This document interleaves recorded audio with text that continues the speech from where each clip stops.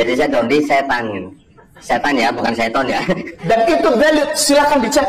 Injil itu firman Allah yang disampaikan kepada Yesus Kristus. Ada namanya Injil Barnabas. Barnabas ini murid Yesus. Injilnya ada? Ada. Tidak dipakai. Karena apa? Di Injil Barnabas ini banyak menerangkan tentang akan kedatangannya Nabi Muhammad SAW. Gospel Barnabas itu, Pak. Ternyata walaupun ditulis oleh seorang muslim, ada namanya Injil Barnabas. Barnabas ini murid Yesus. Injilnya ada? Ada. ternyata walaupun ditulis oleh seorang muslim, tetapi akidahnya ternyata beda dengan apa yang kita imani, Pak. Saya langsung kasih tahu aja perbedaannya apa.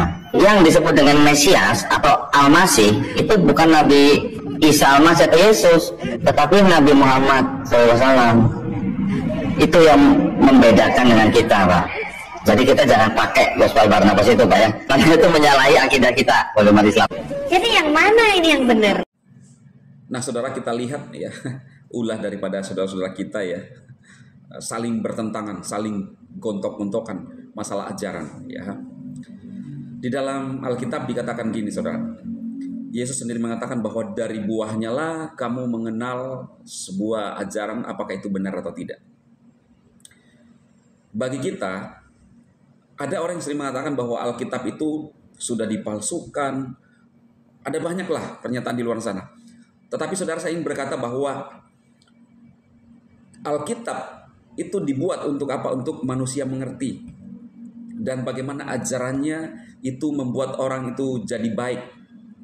Maka itu Yesus berkata, dari buahnya lah kamu melihat hasilnya. Saudara, kalau kita menyuguhkan tamu kita makanan yang tidak baik, sopan tidak, saudara? Sama halnya.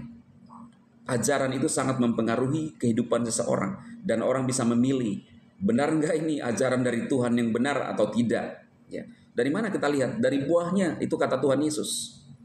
Orang bisa sibuk ke sana kemari, ngomong bahwa Yesus bukan Tuhan, silahkan saja. Tetapi dari buahnya, dari ajarannya itu jelas. Bagaimana ciri-ciri yang ada pada Yesus menjelaskan tentang ketuhanan Yesus sendiri. Ada bukti-bukti yang dia lakukan. Saudara baca di dalam Injil Yohanes ayat 1 dan seterusnya. Di sana kita tidak bisa memisah-misahkan antara Yesus, Roh Kudus, dan Bapa. Jelas di sana dikatakan bahwa pada mulanya adalah Firman. Firman itu bersama-sama dengan Elohim dan dia adalah Elohim sendiri. Lalu dia datang ke dalam dunia, yaitulah merubah wujudnya dalam bentuk manusia, yaitu Yesus Kristus. Jadi jelas, saudaraku, Injil Yohanes menjelaskan tentang ketuhanan Yesus. Dia ada sejak purbakala, sebelum dunia dijadikan.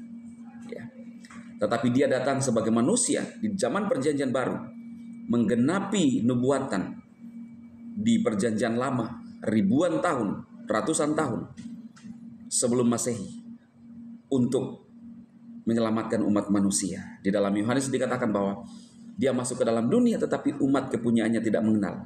Siapa itu yang tidak mengenal? Ya mereka yang hanya mempertanyakan tentang ketuhanan Yesus.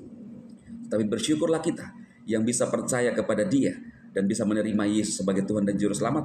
Karena dia yang akan membawa kita kepada surga keselamatan nantinya, saudara.